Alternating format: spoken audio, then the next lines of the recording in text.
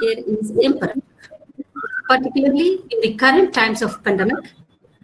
Utmost care must be taken towards both prevention and cure of individuals with such conditions.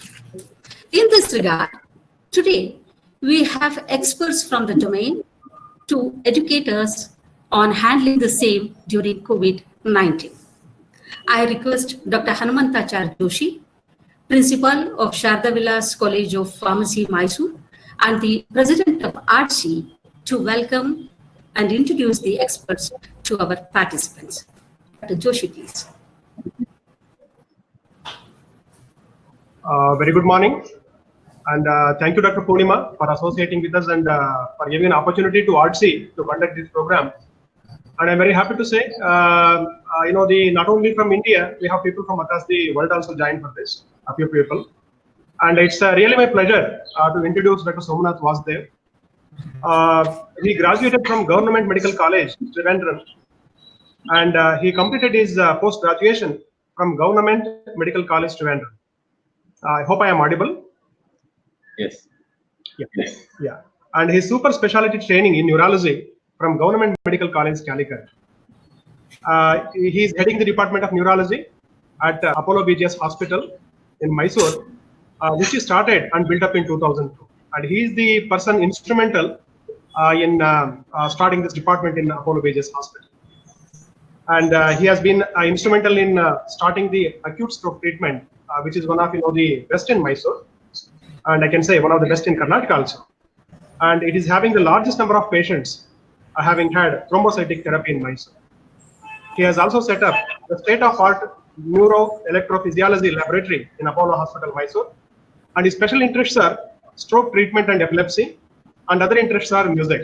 And he's a very good singer also. But today he's not here to sing. He is going to deliver a talk. And we are highly thankful to Dr. Somnath Vasudev from ARTC because he is our medical scientific advisor to the Mysore chapter. So with this, Dr. Somnath, a very hearty welcome to you. And before Dr. Somnath takes up, I would like to introduce Dr. Suvarna also at the same time, so that we can minimize the time, in the next talk. We have one more very interesting and eminent personality, a researcher and a doctor who has been doing wonderful contribution for the field of Alzheimer's and dementia. Because many people say there is no much, the remedies for Alzheimer.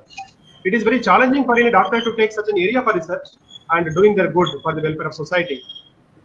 And Dr. Suvarna, she is a professor in neurology, National Institute of Mental Health and Neurosciences, which is known as NIMHANS in Bangalore. She was a Commonwealth Research Fellow in Cognitive and Behavioral Neurology at Cambridge in UK in 2004. After returning to India, she established one of its first memory clinics in Hyderabad. Please note, she is the first person to start memory clinic in Hyderabad. And it provided multidisciplinary care to more than 2,000 patients with dementia, recognizing the limited availability of diagnostic tests for dementia in diverse contexts. Dr. Alladi is coordinating a multicentric study that adopted cognitive tests for different Indian languages and for literates and as well as illiterates. Her group work in dementia focuses on investigating complex influence of life course experiences, especially bilingualism, education, and social engagement to understand development of risk and resilience against dementia. In the background of a rapidly rising burden of dementia, creating awareness and organizing community support for dementias became a focus of the NGO she co-founded in Hyderabad, which is known as ARTC Hyderabad. She is well associated with that, but she is presently working at NIMHANS in Bangalore. She has also made a lot of effort to represent priorities of the less developed societies in international platforms and meetings. She is a LMIC representative of Vascular Professional Interest Area Group of Alzheimer's Association, and she is the president of World Federation of Neurology Research Group on Aphasia and Cognitive Disorders. So we are very happy to have Dr. Suvarna here, and we will be very happy to listen to her. And thank you for sparing your time, especially Dr. Somnath. Disturbing him on a Monday is really, a Herculean task. Thank you for accepting invitation, sir. Please, it's all yours now. Thank you.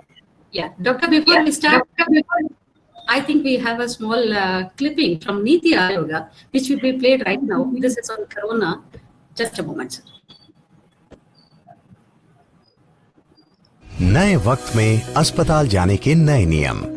जब भी आप अस्पताल जाएं, तो पहले doctor से appointment घर से ही लें और समय अनुसार ही घर से निकलें। ऐसा करने से आपका समय बचेगा और अस्पताल में भीड़ नहीं लगेगी, जिससे कोरोना का संक्रमण होने की संभावना कम होगी। अपनी और दूसरों की सुरक्षा के लिए अपने साथ अपनी कोविड सुरक्षा किट यानी मास्क, सैनिटाइजर, पेन आदि ले जाना ना भूलें, ताकि आपको पेन, सैनिटाइजर जैसी चीजें दूसरों से लेकर इस्तेमाल नहीं करनी पड़े। इससे आप कोरोना के संक्रमण से अपने आप को और दूसरों को बचाएंगे। ध्यान रहे, अस्पताल में अभी सिर्फ 2 लोगों के ही प्रवेश करने की अनुमति है, इसलिए मरीज सहित केवल 2 लोग ही अस्पताल जाएं। मास्क पहनकर ही घर से निकलें और अस्पताल में भी पहने रखें। और अस्पताल में भीड़ नहीं लगेगी। सावधानी को आदत बनाएंगे, कोरोना को मिलकर हराएंगे। अपनी और दूसरों की सुरक्षा के लिए Thank you, Doctor. अपने साथ I think Dr. अपनी Vasudev can कोविड सुरक्षा सैनिटाइजर जैसी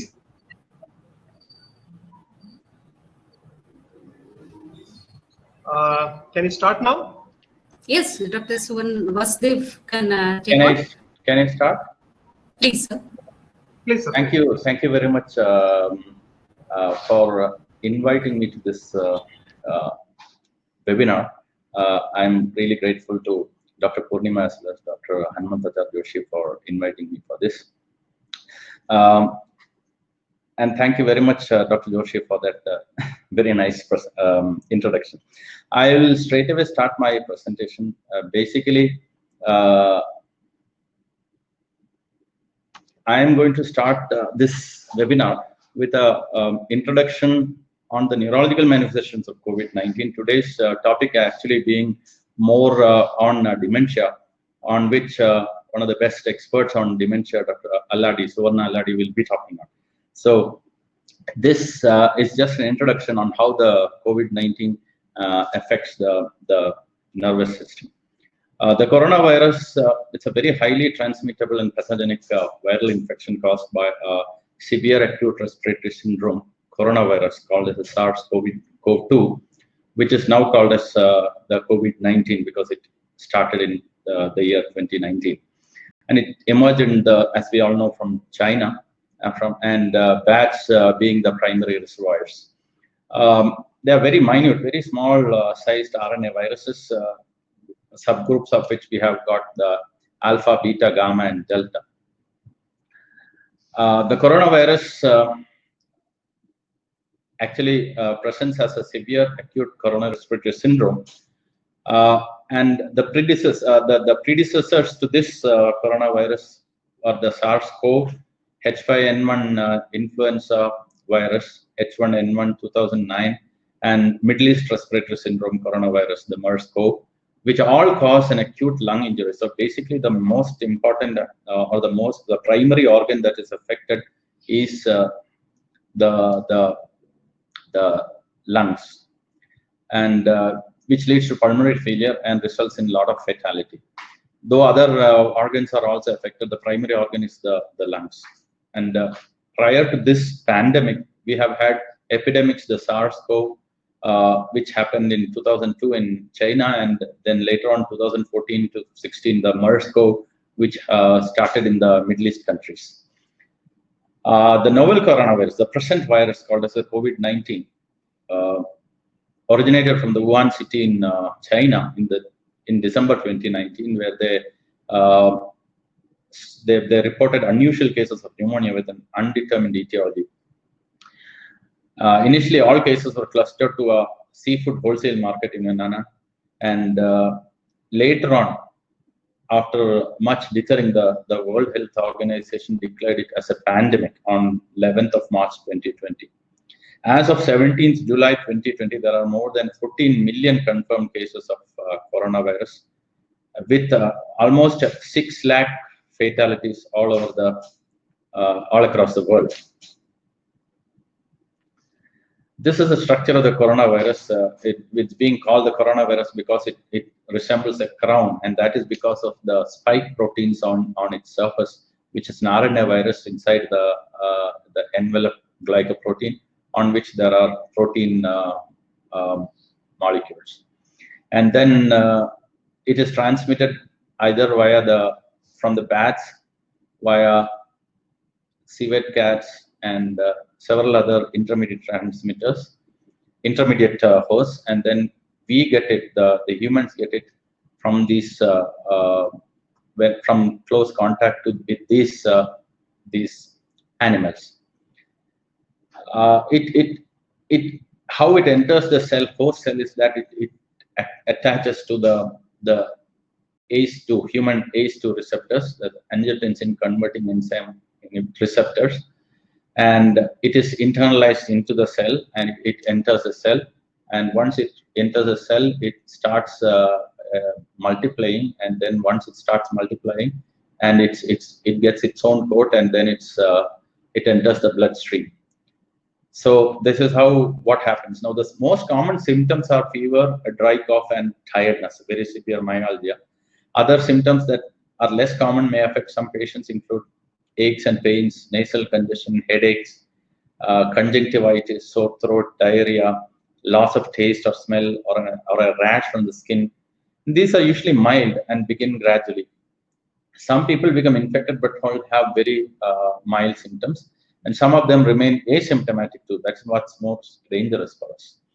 Most of these patients, about 80% of them, recover from the disease without needing hospital treatment, but about 20% become very severely ill, develop severe breathing difficulties, and they go through a very stormy period in the hospital, requiring ventilation and all those things. And then especially those people, the elderly people with a lot of other comorbidities like high blood pressure, diabetes, heart and lung problems, cancer, and any other major illnesses are at a higher risk of developing complications and serious illnesses. And those people who develop difficulty in breathing, shortness of breath, chest pain, or loss of speech, or should immediately seek medical attention. Now, the investigations how to diagnose a case of COVID-19 is currently the laboratory diagnosis, which is most sensitive and specific, is the real-time reverse transcriptase PCR. That is what is called as the RT-PCR test, which tests the samples like swab from the nasopharynx, or even fluid which is taken out from the lungs through a lavage, like a bronchoscopic lavage. So any of these samples is sent for a reverse transcriptase PCR test, which is very sensitive and specific. The antigen, the rapid antigen and antibody tests are also there, but they are less reliable. That means if you have an antigen test which is negative, it doesn't mean that you do not have COVID-19 infection. You may need an RT-PCR for further diagnosis. But if you get a positive antigen test, then it means that you are positive. There's no need to go for an RT-PCR. The advantage of the rapid antigen test is that you get a report quite fast, and it's easily available, more easily available than the RT-PCR. Now coming to my the main topic today's my talk is the neurological manifestations of COVID-19. Before we go to the manifestation, we need to see how the nervous system is affected by the virus. Now, how does the virus enter the nervous system? It actually enters because the upper respiratory tract is where the upper respiratory tract and the lower respiratory tract is where the virus resides most. And we have, as you know, we have got the olfactory bulb. That is, the olfactory bulb is an extension of the olfactory nerve, or it is also the receptor for smell inside in the brain. From the olfactory receptors, it goes into the olfactory bulb through a sieve-like plate in the roof of the skull, roof of the nose, and the virus can spread through this directly into the olfactory bulb, which is an extension of the olfactory nerve, and then from there it travels into the brain. The virus can also reach the nervous system by bloodstream spread from the lungs and other tissues. And once it enters the brain, it can attach to, we have got this same ACE2 receptors inside the brain, certain parts of the brain. Once it attaches to these ACE2 receptors there, it enters the nerve cells and it can start replicating there. Another postulated mechanism is invasion through the peripheral nerve terminals by the COVID virus and reaching the nervous system through the peripheral nerve, entering into the spinal cord and then going up to the brain. One another mechanism of injury in the nervous system is immune mediated. That means we have a COVID infection in the body produces certain cells as antibodies and certain immune cells which act against the COVID-19. These cells act against our own body tissue also, which is called as an autoimmune injury.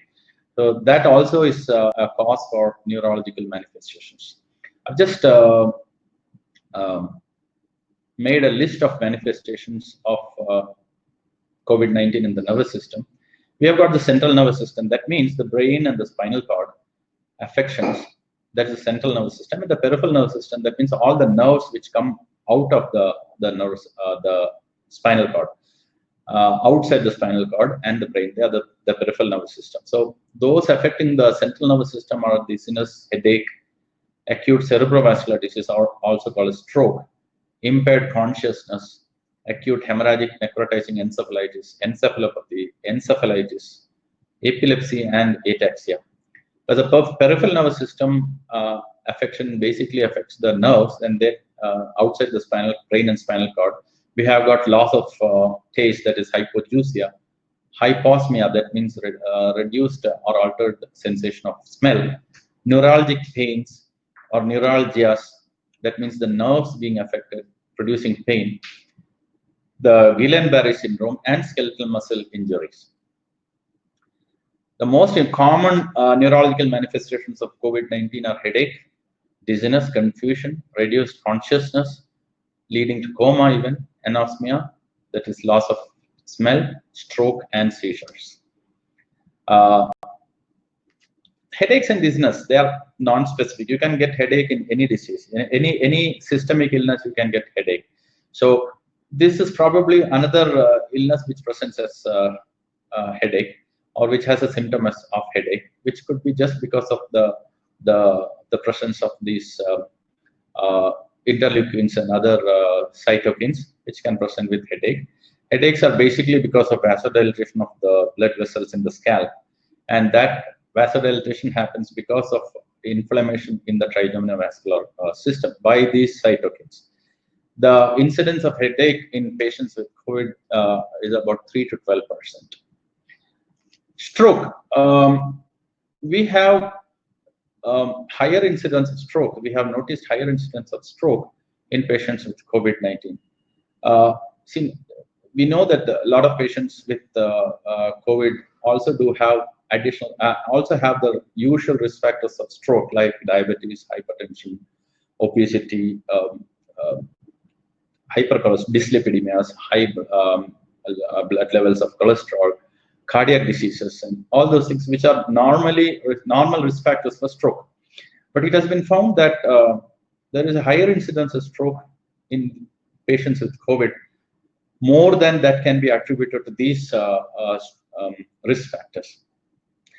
And that's probably because of the higher risk of thromboembolic phenomenon. That means higher risk of clotting in these patients with COVID-19. Ischemic strokes are much common than hemorrhagic strokes, but we have also had reports showing patients having cerebral venous sinus thrombosis, as well as Havre Carnot hemorrhage. How does it produce a stroke in patients with COVID-19? This infection is associated with hypercoagulability. Hypercoagulability means it's an increased predisposition to blood clotting inside the blood vessels, and this is probably due to the sepsis or the high levels of inflammatory mediators inside the blood vessels, which can produce clotting, and then it also produces damage to the endothelium, that is the inner lining of the blood vessels, which results in stroke. Depletion of angiotensin converting enzyme 2 also results in tissue damage, including stroke. Now, in these patients, even those patients without stroke, there is a line of management of COVID-19 patients where we give low molecular heparin or anticoagulants to prevent or reduce the risk of these thromboembolic or thrombotic disorders. This thrombosis can happen in other organs also, not only the brain.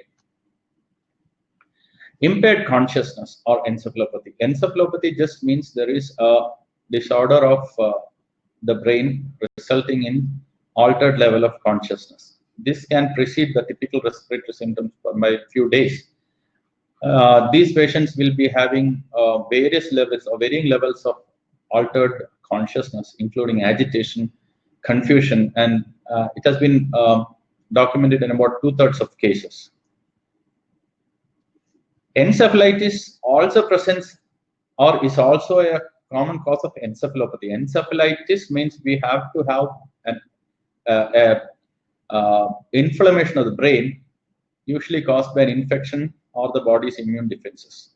Now, when we have detected the virus RNA in the cerebrospinal fluid, then we have a clinically proven meningoencephalitis. That means these patients should have evidence of inflammation in the nervous system, such as increased levels of CSF pleocytosis. That means the white blood cells count in the CSF is increased.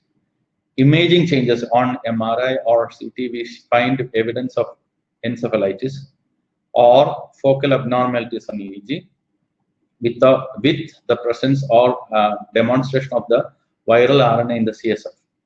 They usually present with headache, altered sensorium, seizures, and coma, and this can actually be a major neurological abnormality which can result in sometimes long-standing neurological deficits. Acute hemorrhagic necrotizing encephalopathy is yet again another devastating complication of COVID-19, which was first diagnosed in USA, where the MRI brain demonstrated hemorrhagic rim enhancing lesions within both the thalamus region as well as the medial temporal lobes and subinsular regions. Most likely this happens due to the cytokine storm, which causes disruption of the blood-brain barrier, damage to the endothelium, and consequent damage to the brain parenchyma with bleeding into the brain parenchyma. This was the MRI brain which showed the thalamus, both the thalamus having hemorrhagic foci, and a little bit of the medial temporal lobe also here. Acute disseminated encephalomyelitis, it's yet another syndrome of multifocal demyelination, typically occurring weeks after an infection, which generally presents with focal neurological symptoms, depending upon which part of the brain and the spinal cord is affected.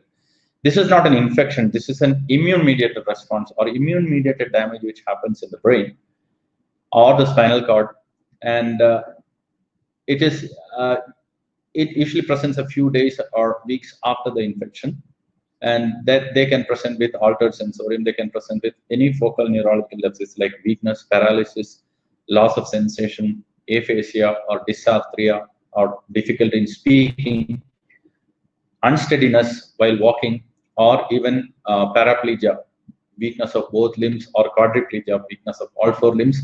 All these can happen in acute disseminated encephalomyelitis. Most of these patients are typically treated with high-dose corticosteroids or other immunotherapies like IV immunoglobulins.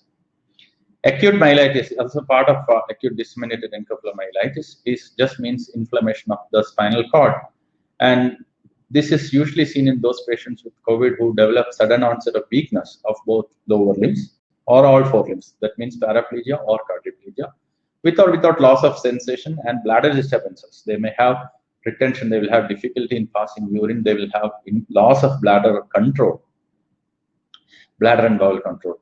This is also an immune-mediated damage that happens during the cytokine storm in the course of the infection, and they also respond to IVIG, immunoglobulins, or steroids.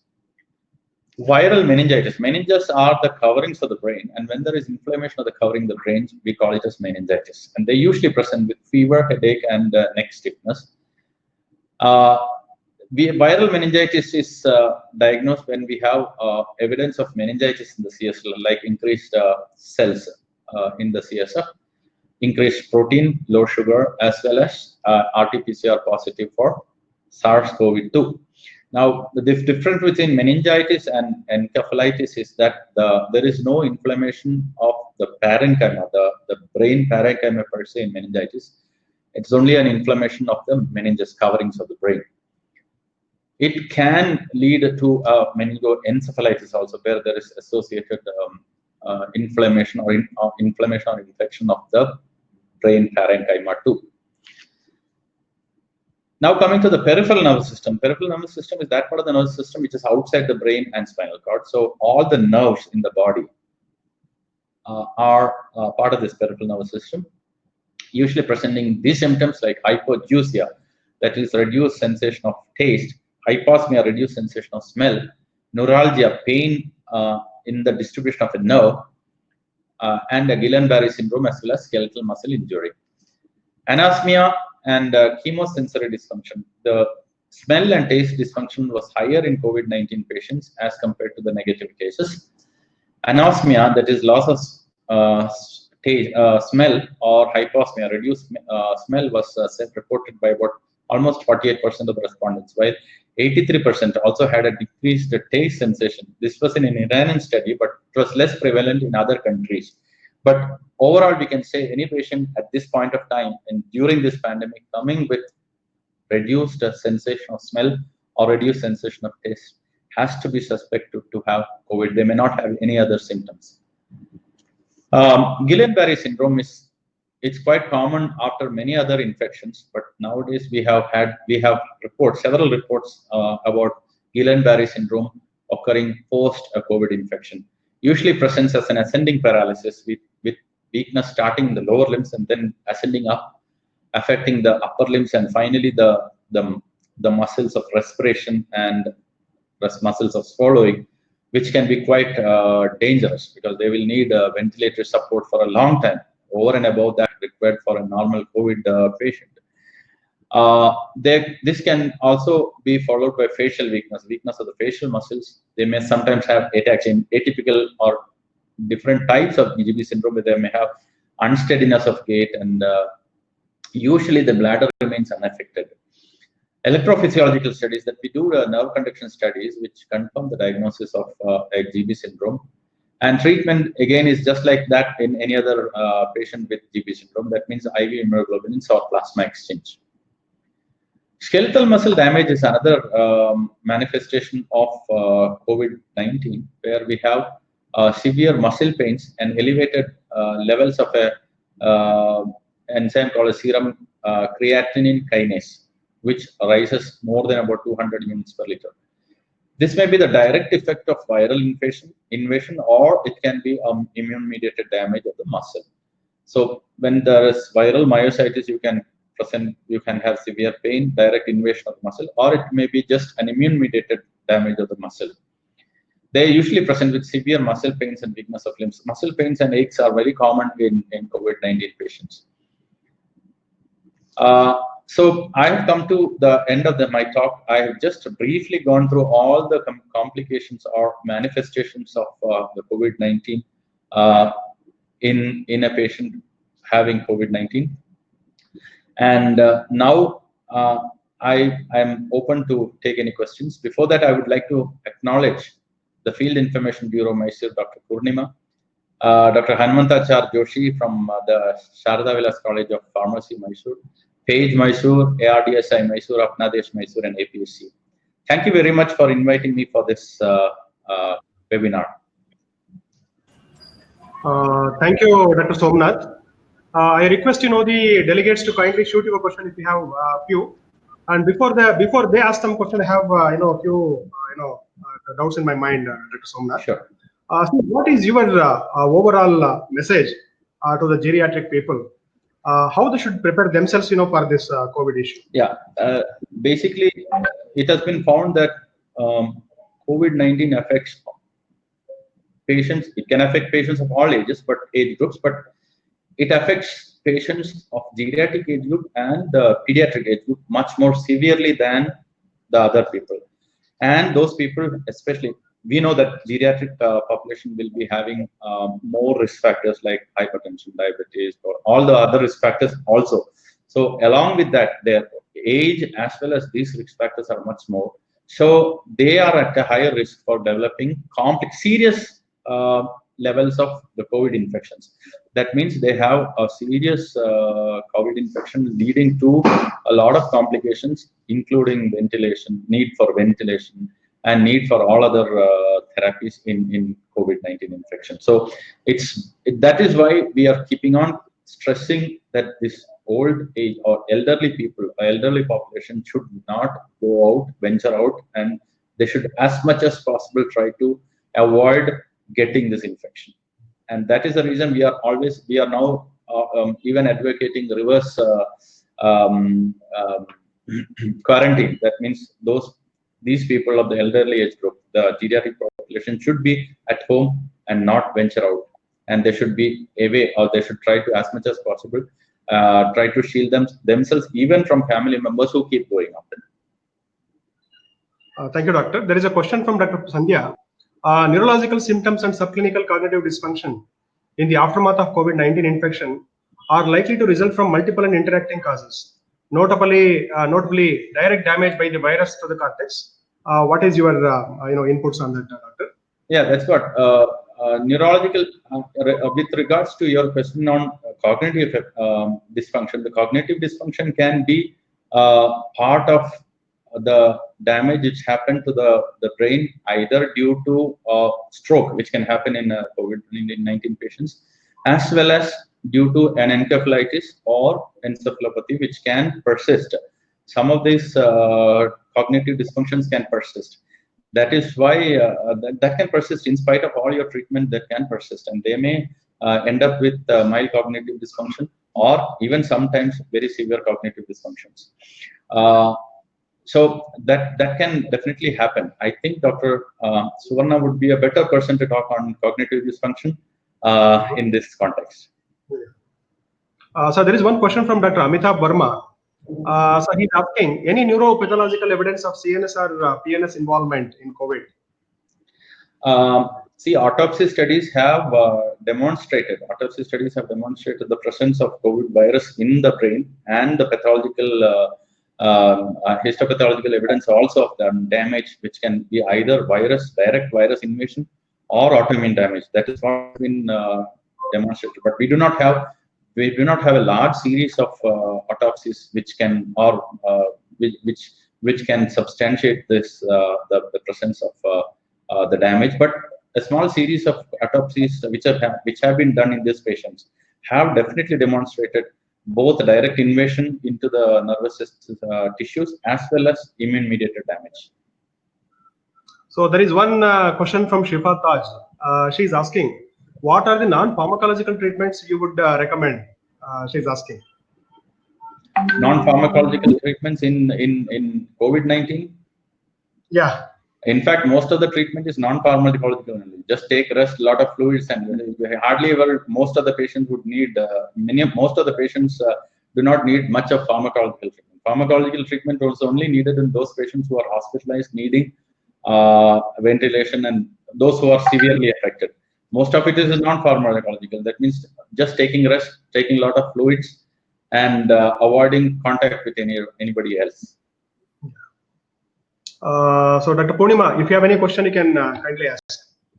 I think we can go to the next speaker, sir. Thank you, Dr. Vasudevji, for being with us all this time. Thanks. No, there are two more questions I would like to intervene. It seems to be interesting. We are taking more time of yours, but it's pretty interesting. There is from one Mala Kapoor. She's asking, what is the role of sociologists and gerontologists in the combating COVID? How they can be helpful? That's a very, very, very difficult question. Sociologist and gerontologist. I'm very sorry. I don't think I can answer that question. Yeah, there is one question from Tejasvi. Sir, are all elderly above 60 years may not have chronic diseases who are more, more prone to get COVID? He's asking. No. Old elderly people, old age itself is a risk factor for getting a serious COVID-19 infection. Even if they have additional risk factors of hypertension, diabetes, they are even more risk than a person without any of these risk factors. So, what is the prognosis of neurological deficits following COVID? Najma Mobin has asked. I think you already explained that. Yeah. If you can on that. And there is one question from Palera Srikanth. What will be the long-term complications of COVID-19 infection to the CNS? Long-term complications are, you see, most of these mild symptoms like headache, dizziness, all those things will go. The more long-term complications are complications of a stroke, complications of a GB syndrome, complications of an encephalitis, basically encephalitis or meningoencephalitis.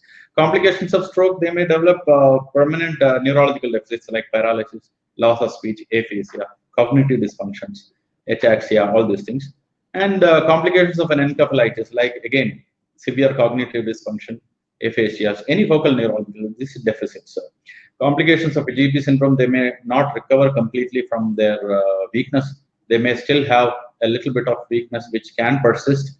They may have a little bit of unsteadiness, dysarthria. All these things are complications basically of stroke, GB syndrome, and an encephalitis. Most of the other things are completely reversible. So we will take the last question because a lot of time has already been taken.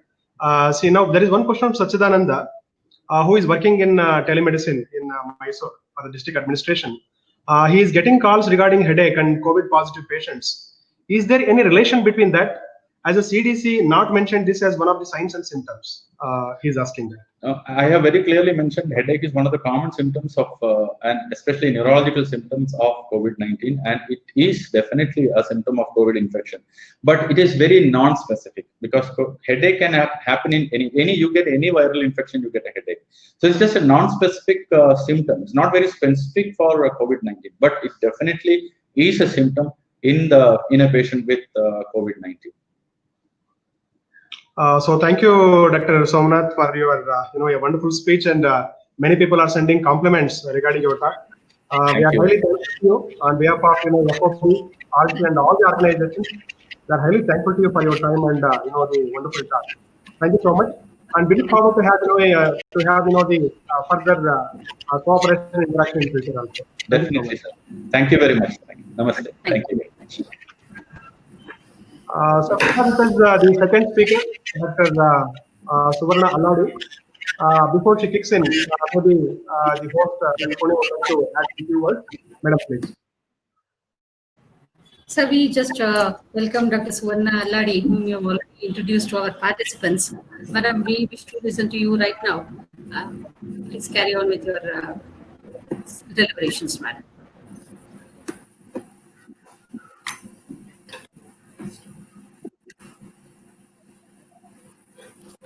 So a very good morning to all of you. I would like to thank Dr. Purnima and the Field Outreach Bureau Mysore for inviting me to participate in this webinar. I am very grateful to Dr. Hanumant Joshi, RTC Mysore, for giving me the privilege really of bringing the topic of dementia into this discussion. I know there are several topics that Dr. Joshi and Dr. Purnima have covered over the last few weeks. I know they've been very well attended by people from different walks of life.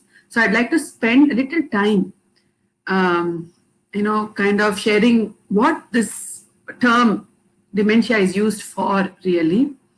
So can we go to the slideshow mode? Is it possible? It's already in the slideshow mode. It's fine. Okay, fine. So when we actually talk about dementia, we must first understand that our memories define us, who we are, that I'm a daughter or I'm a neurologist, where I grew up, our childhood memories, our memories of our lives, we accumulate them in our brains through synapses, through networks, through brain cells, through their connections. Our ability to do our daily activities, cook, dress ourselves, and then our ability to remember events that happened in the past or that are ongoing. All these are functions of the brain, and this is what defines us. But what happens in this disease called that we refer to as dementia is that because of pathology in the brain cells shrink, and gradually all these faculties, we lose them, and it's a very slowly progressive disease. So it's a progressive intellectual decline, which impairs social and occupational functioning. To remember, to forget is normal. It's good to forget. All memory loss is not dementia. And as we age, we tend to be a bit forgetful, but that is not dementia. Only if it impairs our social and occupational functioning, we call it dementia. And it would vary from place to place. A person living in Mysore all his life or her life would, for instance, not be able to recognize the Mysore Palace, not be able to cook. So it's a disease that causes tremendous distress to family members. This is one disease where the family members and the carers are as affected, if not more, than as much as the person with dementia themselves. And in this context, I'd like to mention that there are nearly 5.3 million people living with dementia. It's a disease that risk increases with age. In the age group of less than 65 years, it occurs in a frequency of 1 in 1,000 approximately. But by the age of 80, it's 1 in 5 people really that are affected. So it's an important disease to be aware of when we are dealing with elderly population. And in this context, with these large numbers of people with dementia that we must have because we have so many elderly people, how is the care? First of all, there is very little awareness about the disease itself, and there is stigma with the diagnosis. So they come late to the medical or healthcare systems. It's predominantly families that provide care for people with dementia. 100 memory clinics for a population of 5 million is nothing at all. Even though we all run our clinics, we are not making any difference to the larger population. There aren't enough dementia specialized professionals, doctors, nurses, bedside attendants, physiotherapists, speech therapists, very few long-term residential care centers, and care for caregivers and information education is very limited, and most of the expenditure for care comes from out-of-pocket expenditure. And with everything, only 10% is a diagnostic or treatment, people who are getting diagnosed. So there's a 90% out there that we are not even reaching.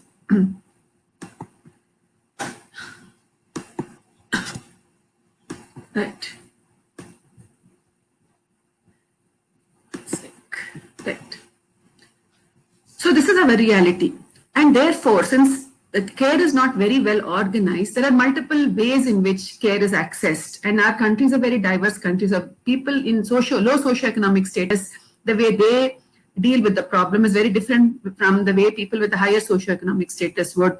Different cultures, different levels of education, all of this. So we have not one solution for all patients. For instance, when you talk about care, we talk about daycare centers, residential care, and all that is available only in cities. And in the villages, there's nothing there. So when we talk about dementia and care, we're talking about a high burden with, in the background of diversity, limited resources, and most importantly, we don't know really what works and what doesn't work. There's very little evidence, research being done in this field. So in this context, so this was pre-COVID-19 era dementia. And now that it's now been 6 months since the first patient with COVID-19 infection was diagnosed. We heard from Dr. Somnath in the previous slides. And we now know that there are more than 1 million people that have been diagnosed to have COVID-19 infection in our country with a high mortality rate, with a mortality rate which is variable, but people are dying because of the disease. So how does this COVID-19 in the context of dementia, what are the problems and what can we expect and what can we do? We know that COVID-19 is a very infective disease. And in the context of people with dementia, why is it important? We don't know. We have low awareness about the spread of disease. We know that COVID-19, it's very important to institute proper preventive strategies, but we have intergenerational families living closely together. We know that the outcomes in elderly and people with comorbidity, diabetes, hypertension, there is higher mortality, higher morbidity, but in the Indian context, we have a very high prevalence of diabetes, hypertension, we're diabetes capital. So you can imagine that we are clearly unprepared for the pandemic, and our vulnerable are even more vulnerable now. It has exposed our vulnerabilities. And then we heard from Dr. Somnath about what COVID-19 does to cognition itself. Yes, it affects the brain, and any disease that affects the brain can impair cognition. And cognitive impairment is likely following COVID-19 infection in serious disease when there is encephalopathy and stroke. It's not yet clear what proportion will have psychiatric and cognitive problems, but there is preliminary evidence suggests that it does cause cognitive dysfunction. And when we come to people with dementia, they are vulnerable. They're a high-risk group because of their age, because of the higher mortality, because of loss of support systems, and their own lack of understanding of the crisis. The problems that they have that interfere directly with care is their inability to remember instructions for hygiene, problems with communicating their own problems. Even if they have breathlessness, they just get agitated. They will not tell you that I can't breathe. Worsening of behavior. And since the carers themselves are stressed, they mirror their stress. And these are unique to persons with dementia. And what is the consequence of this on dementia care itself? While lockdown and social distances is very crucial to contain the infection, there has been a discontinuity of medical, social care and rehabilitation. It has caused increased burden on family carers. There's limited help from professional home carers. The bedside attendants, ayahs are not able to come home. Daycare services have been stopped. Support group meetings, which we used to conduct every month on a face-to-face basis, have been stopped. So as community awareness programs, and there's difficulty in accessing medical services for comorbidities, and there is significant uncertainty about the future. So there's clearly a need to adapt services. So what I'll do is, I know there's a mixed kind of an audience here, so I really need to address everybody. So so those of us who are working in hospitals, what does it mean for people with dementia? If a person with dementia is infected with COVID infection, there's a higher risk of a poor outcome. They also have a higher risk of developing delirium. So they get extremely confused and agitated. It could be because of dementia, hypoxia, because of brain involvement, or because they're isolated and away from their family members in a strange environment that always worsens behavior. And then, since hospitals are full of COVID-19 patients, aged patients with dementia may actually be at a lower priority to receive. So we are needing to ration care. And we don't know if our constituency of persons with dementia are going to be high up in the care priority. So that's something that we need to keep in mind. So that was about implications for hospital patients. What about people living in the community, which in the majority? So if you're recently developing symptoms, it's already been 5-6 months now. Every week we used to see 10 to 12 persons with dementia that we used to newly diagnose, and that was it. That was the experience of everybody. They're not coming now, so they're not getting diagnosed. Medication, therapy, and then the existing diagnosed dementia patients, if they have a medical problem, there's a less inclination to come to hospitals because there's a risk of COVID, or the carer is already doing many other things, or they're not recognizing the medical problem. Because when they bring them to the hospital, we identify, okay, today he's developed hypertension. Okay, maybe he's having, some kind of low calcium. So these are things we do in the hospital. So that is not happening. And behavioral problems are getting worse. Their outdoor activities are coming down. Anything? Right. And because of this, there's a deterioration of psychological well-being of both patients and caregivers. So what are the strategies that we can do to protect this vulnerable population? The aim is to protect patients with dementia from getting infected, but at the same time to minimize the negative impacts associated with implementation of these crucial interventions like social distancing or lockdown. And clearly it will differ in different places. So depending on where you're working, how much services are already there, what is the level of COVID-19 infection itself in your area, and what are the lockdown policies in your area. So all this will impact interventions. We are all aware of the way in which the government moved in very, very quickly to try and deal with this. And this program is another such example. So there have been advisories about how to prevent and deal with COVID-19 infection. For elderly people, there have been lots of programs by providing health advisories. For people with disability, guidelines have been set up, and there have been helplines for senior citizens. For people living at home, what are the implications? Now, hospitals are full of patients with COVID-19 infection. So I think it's going to fall on community-based healthcare providers to assume leadership in the care for dementia patients during the outbreak. And we are fortunate that we have organizations like ARTC and other NGOs. So many NGOs are working in this. I see a big list in the Mysore, in Mysore itself. So it is really falling on the leader, it's requiring leadership of non-hospital organizations to provide care. It's important that we provide basic food, rehabilitation, nursing. We need to mobilize general practitioners to reach out to these patients. And then we need to identify, as dementia care providers, those that have the lowest resilience in facing the crisis. This will include people who are informal carers, a wife, elderly lady taking care of her husband with dementia, or people actually living alone. So carers who are having low resilience, this is the group that we really need to reach out to. And then what is the advice that we give carers? I think we've also heard from Dr. Somnath before this, and it's important that the house is maintained as a clean zone. So visitors who have fever, close contacts with infected persons, please be completely clear that they are not, it is, if it is not, that you know that you have a person with dementia in the house. So I know social norms. One of the questions was, what is the role of a sociologist and a gerontologist? I think there's a big role for sociologists and gerontologists. Understanding behavior of people, understanding how families operate in the Indian cultural context is really going to define how the disease spreads and how we protect our older people. So this is very much a sociological problem. So we need to be clear within our culture how we will protect our old people by not letting them get exposed to people. And if somebody really has to come into the house, that they have to maintain a safe distance is important. And this can be done via, this information has to be disseminated like this program. Behavioral problems are going to get worse. So caregivers have to be trained to identify what is going to trigger a behavioral problem. This can be done by teleconsultation. And then we need to escalate by referral system to specialists. And it's with regard to COVID-19 infection itself, delirium may be the first sign of COVID-19 infection in persons with dementia, because they may not complain of fever, cough, because of fever especially, or discomfort or anosmia, they won't be aware. So they just get confused. So that may be the first sign. And then all the cognitive stimulating activities that we advise on the daycare have to be moved to the home. And we need to address the concern of caregivers as well. Find out how they are. Are they depressed? Are they anxious? Is there something we can do for them? And what have we done so far?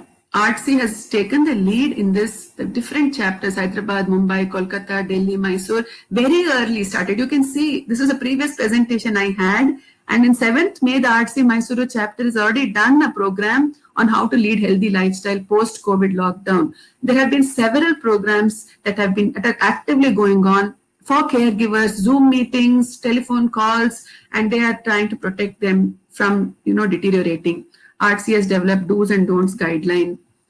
There has been research as well. This is from the SCARF Foundation, where they have looked at what challenges caregivers face. You can all read this. It's a really good study that has addressed caregiver concerns. It's important that caregivers know how to monitor blood pressure, pulse, temperature, pulse oximeter. There are even ways in which you can do a cognitive assessment from home. And I think we need to mobilize doctors to visit these homes. How we are going to do it, I think this needs to be done as well. In institutions where there are persons with dementia, they have to implement very high standards of infection prevention. Already BBMP is setting standards of whether institutions are compliant, and they should have an emergency protocol in case outbreak occurs. We all know in the West, that is where the maximum brunt of mortality is. And I know from my interaction with Dr. Amar Shinde in Pune and Dr.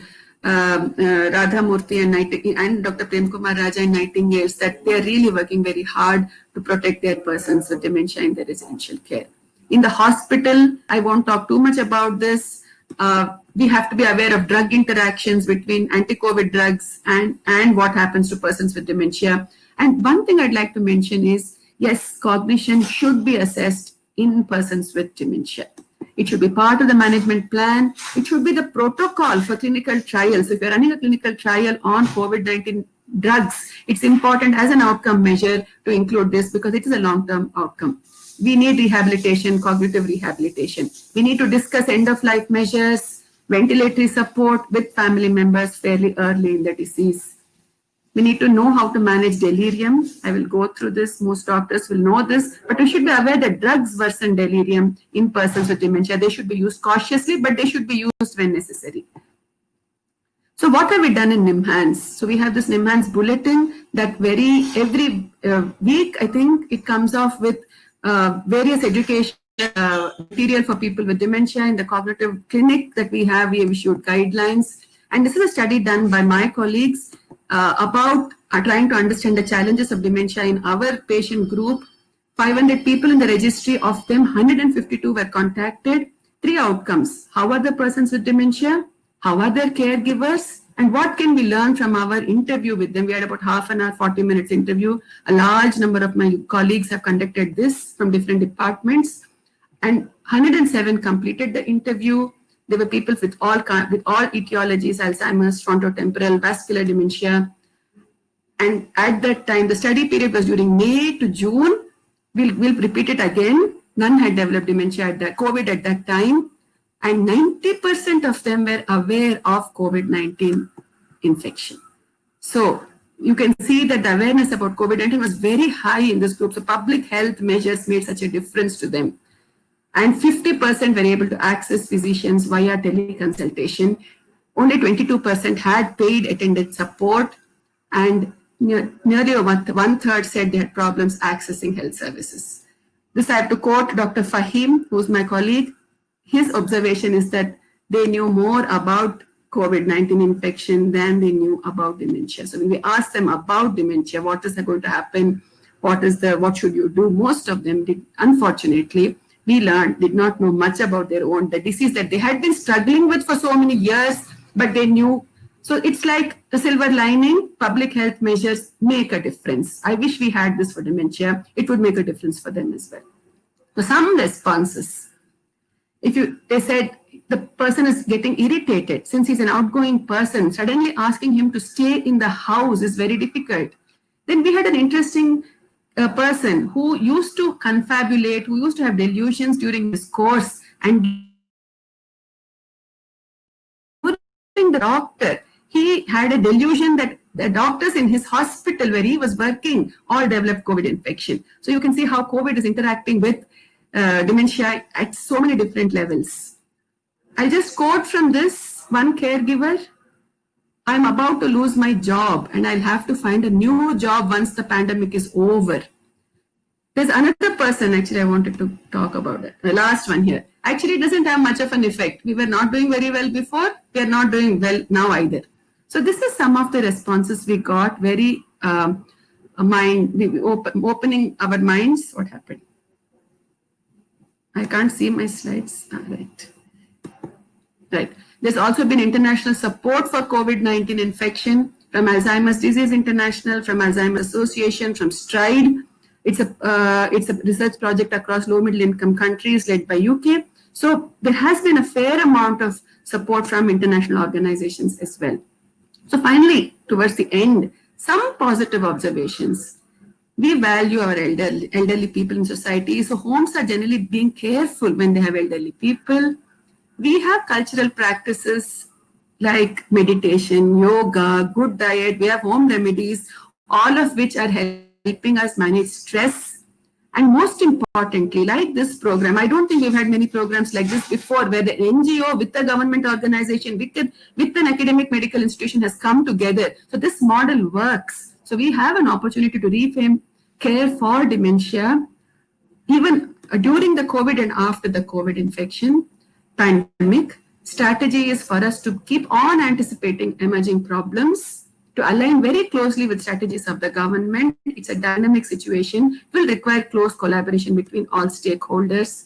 And to conclude, it's important to understand that the COVID-19 impact on dementia in India is happening in the framework of high disease burden, a public health and social care system that is already very strained in the context of significant diversity in socio-demographic factors. We have variable healthcare systems, there's a potential worsening of economy, unpredictability of the future. So this is a dynamic situation that will add to the impact. So it's very important for us to keep coming together to reimagine dementia care. But the hope and opportunity lies in the dissolution of traditional boundaries of medical or social or policy. We are coming together. So while we are in the eye of the storm, there is some hope that maybe we can do something to prevent it from being worse than it could be. I'd like to thank all these organizations for participating in this presentation. Thank you.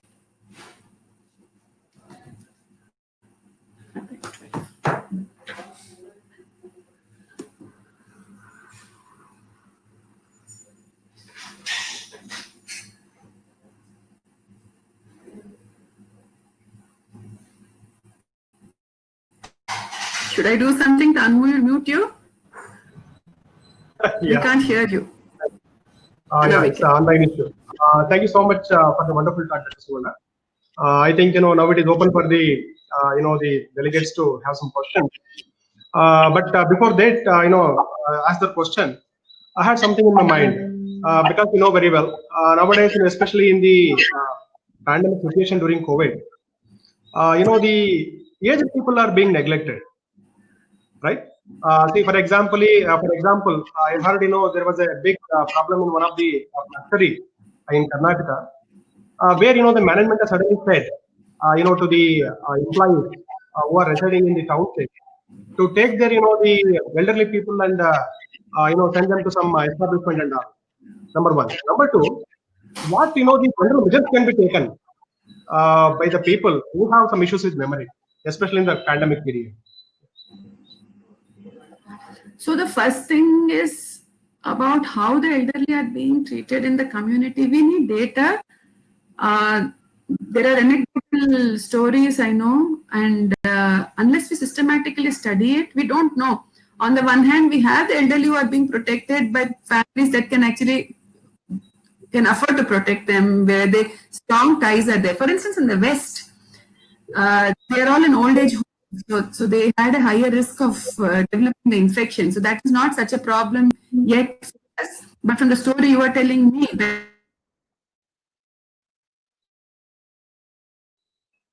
old, but that they are in some form that they are being, exposed to more hardship. I think if that is there, we definitely need to have a forum where elder abuse, I know, is being coming out in fora. So I think even this has to come out. It's a form of elder abuse. So we have to work with organizations that work with elderly population to really, and I'm sure many of them will have dementia. And it's in fact the people with dementia in that group who will be again most vulnerable to these kinds of abuse. It's important to have more work together, have data, and then address it. Raise the profile. Second question you asked was about, in the time of COVID, what precautions should people with memory loss take? Right. It's a very important question because it's difficult for them to do social distancing. So we asked, they all know about social distancing, the caregivers, 90% of our caregivers knew. Now, these are people who have accessed my healthcare systems, of course. And then when we asked in the interview, they said, how do you ensure it? So what, two answers I got from my colleagues. So when you start wearing the mask, everybody is wearing the mask, then the person with dementia is also starting wearing the mask. They can learn. Memory loss is not all or none. They remember so many things still. We don't talk about what is a half empty glass. We talk about half full glass. So with the cognition that they have. So one person said, police bartare, idu hakolariddre adakke hakolbeku. So that means if the police will come if you don't wear it. So there were different strategies in which people, you can work with people with memory loss, but you have to be at it. Every 3 hours, you have to make sure that they are sanitizing their hands. You have to make sure that they are not in touch with people coming from outside. you have to do a lot of things that they could do by themselves. So behavior modification is very possible in people with dementia. They remember so much still. But in advanced stages, it can be difficult. Then we have to step in for it. So there are a few questions from the delegate side. Let me read a few. Remaining will be taken by Dr. Purnima. See, there is one from Charles. He is asking. No, it is only a message he is giving. So there is one question from Tejasvi. What is the pharmacological treatment for maintaining cognitive function and mild cognitive impairment? High research evidences are there in favor of broccoli, ashwagandha, turmeric, etc. Can they be prescribed? That's the question. Yes. So I think, Tejasvi, you're an Ayurvedic doctor. You have to tell us. I think there has been a study on Ashwagandha. People talk about Brahmi. And there have been preclinical studies. There have been studies in mice with Alzheimer's disease. And they are advised. I cannot write a prescription for Ayurvedic medication. I'm not trained. But I know that in preclinical studies, they have made some difference. So I think once we develop evidence, Chinese herbal medication they're studied very, very vigorously. So it's not my area of expertise. So, but I think as specialists, and in allopathy, we have some medications. They don't change the natural course, but they improve memory for a significant time. There are many clinical trials that are being done as disease-modifying agents. We are very hopeful that in the future we will have drugs that can actually remove amyloid and tau from the brain. So we have to wait though till then. There is one from he's asking, are there any prevalence study in NIMHANS on patients with dementia diagnosed with COVID-19? Yeah, so that is what we did. We have about 500 patients with dementia in our registry. We've contacted about 150 of them, and we finished the first phase by June 15th, and there was nobody. So we'll do it in phases. We'll do it again, and we'll do it again. And I'm sure I would really encourage every RC to take this up. I know SCARF in Chennai has done such a good job of studying caregivers, but I think in association with a medical doctor that you're working with, if you could just do this, it doesn't take that much, just a telephonic survey. It's possible to give this prevalence. It's very important data. Yeah, we see that Anu KN is asking about how to manage the dementia behavioral symptoms at home by the caregivers. Actually, we have the next presentation by Dr. Murali Krishna on the same topic. I think we can wait and watch till then. I think Dr. Joshi, other questions? Yeah, there is one interesting question I can say. There are so many questions, but because of the of time, we are not able to read all. But there is a question from Palerla Srikar. Madam, any new guidelines or initiatives have taken to lessen the chances of infection among the older people living at nursing homes or old age homes or residential care centers? I think this is really a question of concern. If you can please answer. Yeah. I see it. I agree completely. I also see Dr. Amar Shinde, who runs the Jagrati Rehabilitation Center, and he's also asked a similar. In fact, he has said we need guidelines for dementia care, and because there are lots of patients with COVID positive status in Mumbai, Pune, we need government support. Yes. I can. Strict preventive measures. That is it. It's as simple as that. But in old age home, it's difficult. They are walking around all the way, everywhere. To talk to them, they will say that it's very difficult to confine them. They're walking from here to there. So I think we need to have trained staff. What people have done is the physiotherapy staff, the psychology staff has been trained to do preventive care. In Nightingale's Medical Trust, that's what they're doing. So they're continuously sanitizing chairs, sanitizing rooms, sanitizing toilets, and making sure that there is some distance while not compromising on their care. It's very intensive work. It's also going to be very expensive. So we have, and guidelines is what they're developing. I mean, maybe after this, if we could, I will try to get the guidelines that people are developing to prevent infection in residential care systems. I'll send it to Dr. Joshi. Please get in touch with him. If there is any such thing, it's important that it is disseminated. I know people are working on it. So thank you very much, Dr. Suvarna, for a wonderful talk and all your time. And we have very few people in India who are doing very extensive and wonderful research in RC with a lot of humanitarian concern. One of them is Dr. Suvarna. Thank you for your time and spending and encouraging words. Thank you, so Dr. much. Purnima. Thank you very much. Thank you so Thank much. you. Yeah. So we have the next speaker, that is Dr. Murli, and we will have the yeah. Okay. Before Dr. Murli, can you hear us? I can hear you. Yeah, madam. Before Mr. Shashank joins, can you say a few words regarding FOB activity, Dr. Purnima? Okay. Before the time. Yeah. Okay. I think we will better play a creative issued by the Niti Aayog, which need to be played right now before Shashank, the other panelists, join us. Just a moment.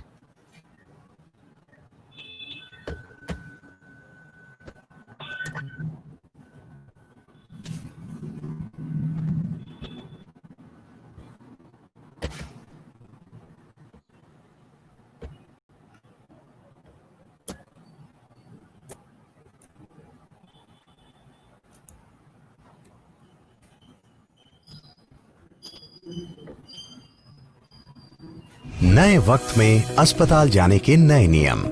जब भी आप अस्पताल जाएं, तो पहले doctor से appointment घर से ही लें और समय अनुसार ही घर से निकलें। ऐसा करने से आपका समय बचेगा और अस्पताल में भीड़ नहीं लगेगी, जिससे कोरोना का संक्रमण होने की संभावना कम होगी।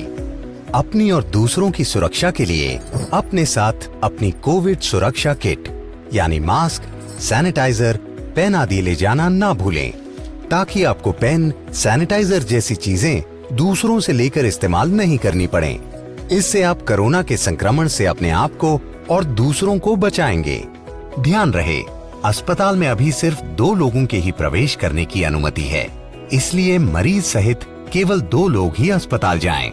मास्क पहनकर ही घर से निकलें और अस्पताल में भी पहने रखें। सावधानी को आदत बनाएंगे, कोरोना को मिलकर हराएंगे।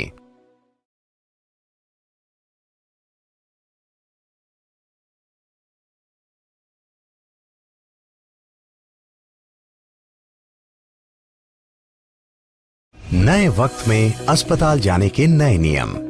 जब भी आप अस्पताल जाएं, तो पहले डॉक्टर से अपॉइंटमेंट घर से ही लें और समय अनुसार ही घर से निकलें। ऐसा करने से आपका समय बचेगा और अस्पताल में भीड़ नहीं लगेगी, जिससे कोरोना का संक्रमण होने की संभावना कम होगी।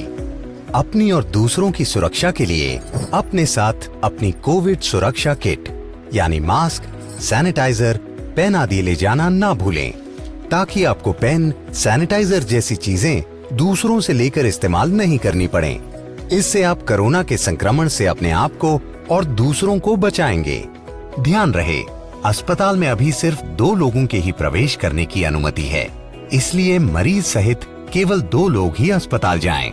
मास्क पहनकर ही घर से निकलें और अस्पताल में भी पहने रखें। सावधानी को आदत बनाएंगे, कोरोना को मिलकर हराएंगे।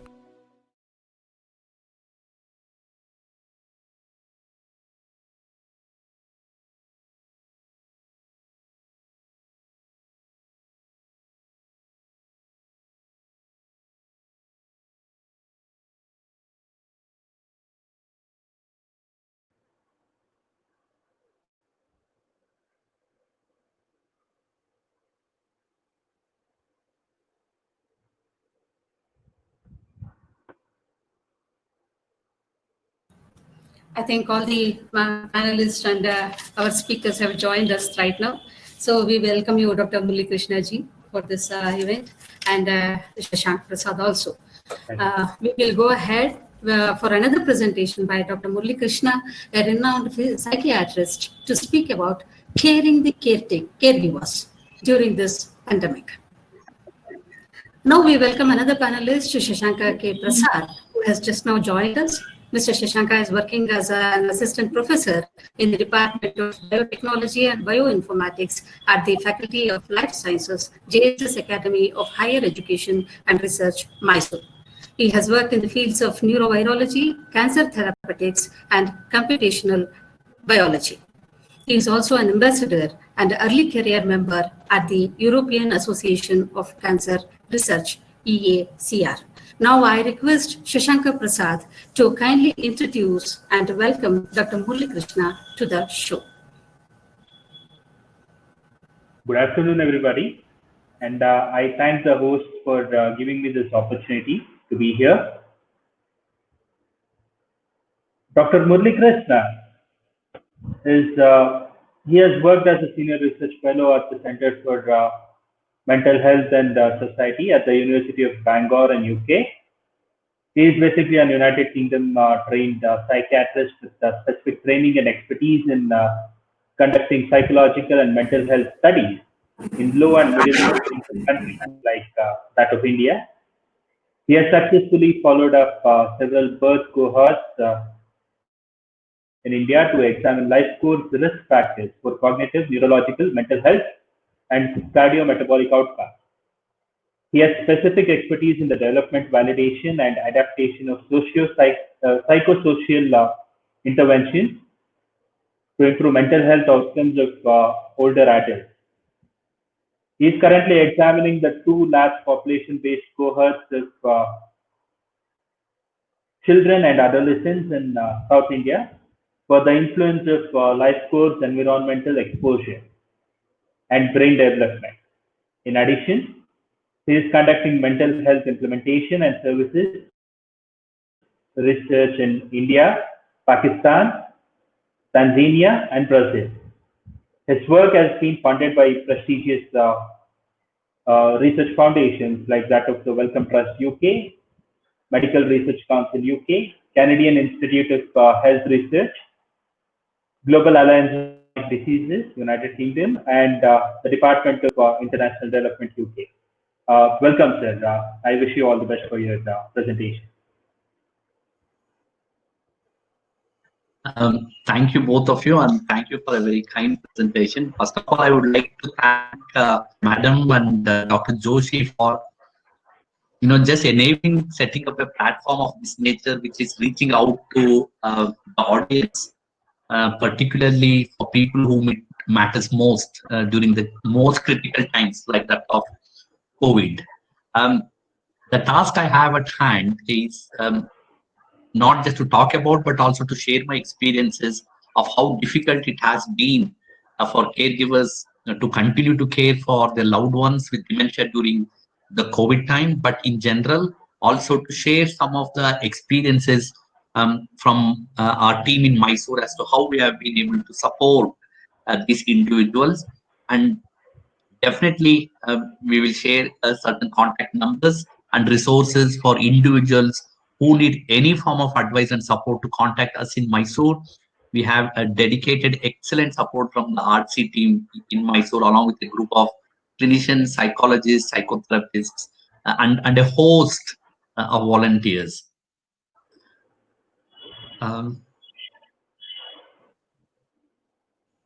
Yes, I would not want to dumb down the statistics, the figures in relation to caregivers for persons with dementia in India, but it's very important to know that there are nearly about 4 million, or perhaps even 5 million Indians who suffer from dementia. The numbers are increasing, and paradoxically, the services, the infrastructure, the resources and systems to support these most vulnerable group, not just because they are elderly, but have failing nervous system and brain across different physiological systems. What is very interesting is the caregiver arrangements in which these individuals are looked after. Unlike high-income countries, caregiving arrangements are predominantly family-based, and the person with dementia is looked after by often the spouse or by members of the extended family. Very rarely we have any individuals who is paid to look after paid caregiver. Less than 0.05% of our patients with dementia in India are in private care home settings. Whilst they are being looked after by their loved ones at home, the vast majority of caregivers, perhaps 80 to 90% of them, are actually women Very, very rarely it is men who do the caregiving business. Be it for their own fathers, it's often the wives, followed by daughters or daughter-in-laws, and then granddaughters. What is very interesting about, what is very unfortunate about the caregivers in the Indian context is it's an unpaid job. So they continue to care for the loved ones as if it is their own duty and continue to care for them without any pay or remuneration. Often it is an unrewarded job. It is a duty that is bestowed upon them by the society and by other members of the family. They're also not recognized, not due recognition for being a wonderful caregiver. The most difficult part of caregiving, perhaps the difficult has been amplified in the COVID setting, is caregiving in the context of very limited resources. I'm not just talking about resources as in doctors, healthcare facilities, but resources an individual has at his or her hand. For example, the huge majority of my patients are from lower socioeconomic status where the caregivers are also very poor. They're unable to afford for a pair of gloves to clear the fecal material daily, so they do it with their hands. And we have all respect for such caregivers, but caregivers by and large are very poor and they cannot afford for a wide range of physical essentials. Forget about luxuries. For example, the bedwetting mats. Families need to ration the resources to see whether they need to buy something for the kitchen or the diapers for the older adults. So they very rarely use any incontinent aids. They're unable to buy extra space, extra bed and furniture for the loved ones. So by and large, they're caring in a very limited physical resources that are available. But on a much wider context, caregivers are also, in a way, double jeopardized by the fact that the current COVID climate has brought, rightfully so, a great deal of fear of moving out and about. So their patients have not been having regular appointments with the doctors. The doctors or the treating team, the nurses, psychologists, etc., have not been able to visit patients in our own facilities. For example, in Mysore, we have not been able to do many home visits as we would normally do. And even there have been times when we have been to certain houses, but people have not allowed us in. They said, you're all doctors, you're at high risk, so we do not want you to come in. So we have been talking to them with masks through the windows, just giving them the advice and support. One very important thing that has also happened is medication these caregivers are administering have not been reviewed at all. So some of my patients have not had their medication review since February, March, since the lockdown began. Some medications have just been continued. Some medications have been discontinued without advice from the expert team. So this is a lot of problems as we have observed. So all of this actually compounds to a huge amount of burden. Undoubtedly, as you know, there's high amount of elder abuse, and the caregivers also are on the victim end, on the receiving end of abuse. Often the patient with dementia themselves might physically or emotionally abuse the caregiver. The caregivers, in addition to limited resources, they're still deprived because the person with dementia has a tendency of waking up several times during night time. And also, trying to move out and about of the house and also putting themselves at risk. So by and large, the caregiver burden is so high in the current climate. One, they are financially in a compromised situation. Many caregivers have lost their earnings. The primary bread earners or breadwinners of families have themselves experienced loss of pay or reduction in pay. So the amount of surplus rupees that were being spent on the person with dementia substantially decreased in almost all lower and middle income families that we visit. In addition to financial strain, what has happened is the caregivers themselves have been subject to a high degree of social isolation. So the caregivers have not been able to go out, meet their own friends, their extended family members, which is by and large a good coping mechanism they might have adapted in the preceding years. Another important social impact of the COVID has been the fact that they've not just been able to go out, take the regular walks, visit temples or any places of worship they would normally do. A caregiver support structures within the society have actually fractured. They're falling apart. It's very rare that in outside bigger cities, there are any formal mechanisms of supporting these caregivers. Largely, the caregiver support is informal. Friends, families, and COVID times, most caregivers themselves being elderly, they have not had any elderly friends visiting them in their houses.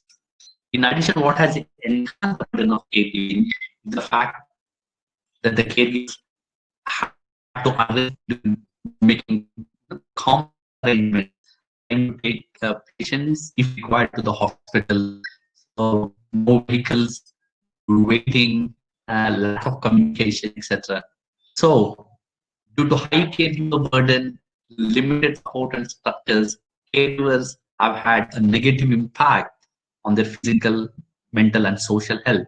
Physically, our caregivers are now reporting not just lack of sleep, but loss of appetite, not being able to eat, sleep, feeling very tired, tension headaches. On mental health part of their living, they experience high amounts of depression and anxiety. Depression for which they're not seeking help, but manifests as crying episode, crying spells. I've had last week who just called me and said, both me and my wife, we've had enough of life. We can't afford to have any people to come and help us now. We want to kill ourselves. So, you have to do something about such for elders who now start to feel rather suicidal, rather helpless and hopeless given the current context and climate. So moving on. So caregivers matter too. No, it's not just the person with dementia, but perhaps the caregiver well-being is far more important because they need to be enabled, they need to be empowered. They should physically be well enough and mentally resilient enough to carry on with the burden of caregiving, which nevertheless gets only worse as the disease progresses. There's huge amount of information. We are flooded with information from all parts of the world, from all different sources. But unfortunately, the bulk of this information is not evidence-based, it's inaccurate, it's insufficient at times, and perhaps misleading. There are times when dementia caregivers or the families have been given information which is absolutely nonsense, misleading, and dangerous. So our caregivers need the right amount of information, right type of information, at the right time. So who is able to provide this information?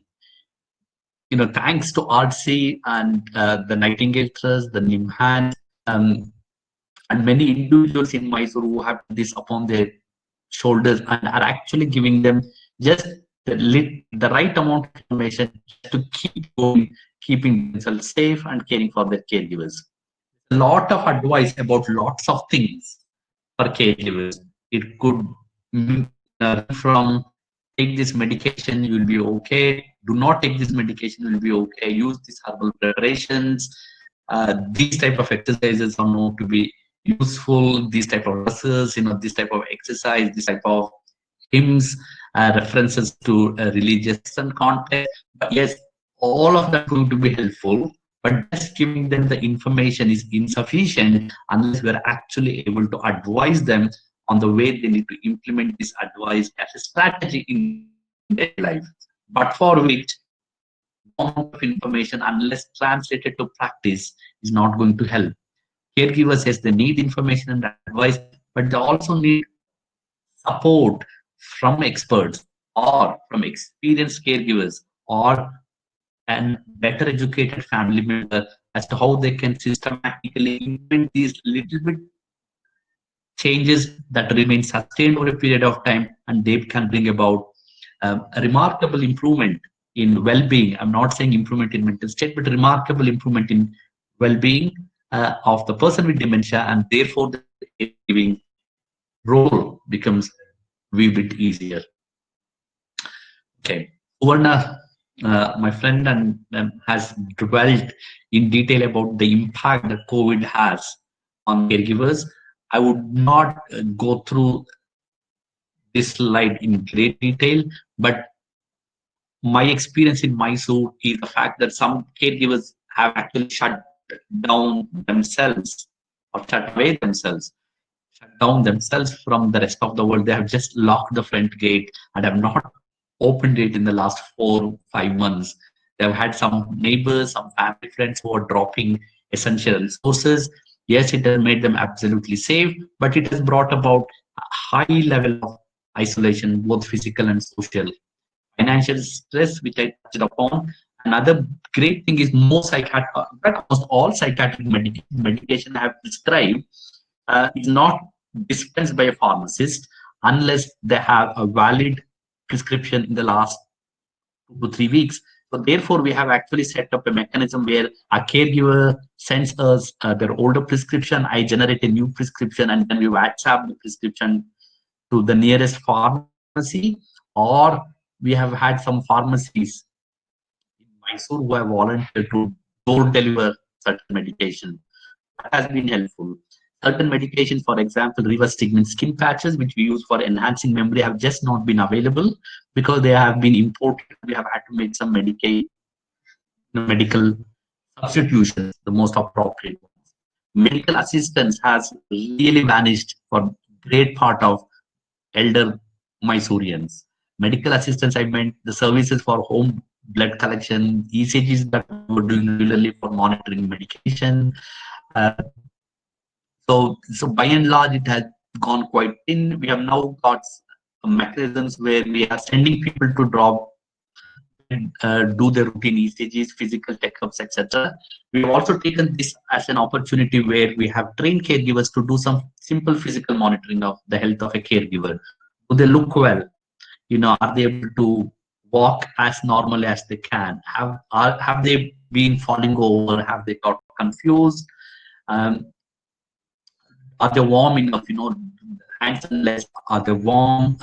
When possible, the usage of a pulse oximeter. Most families now have BP apparatuses, so we have been teaching them how to check their pressures. We have donated BP machines to nearly about 20 to 30 families in turns, so they are monitoring the blood pressure.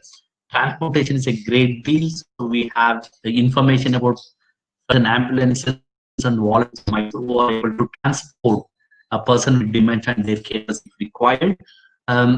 We have also been in rather unfortunate situation where in the last 2 or 3 weeks, about 4 of our patients with dementia who have died, not from COVID, but it's natural death.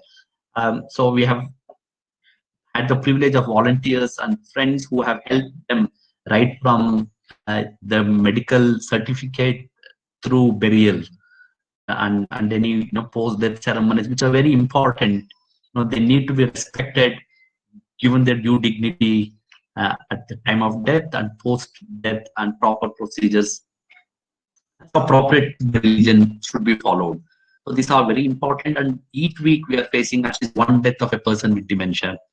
For various reasons, not coming for medical review, not having had the social contact, and we were also expecting that some of these individuals who were under the auspice of palliative care domains, but by and large, there's a huge amount of fear pressures, not on the caregivers of keeping themselves safe and their caregivers.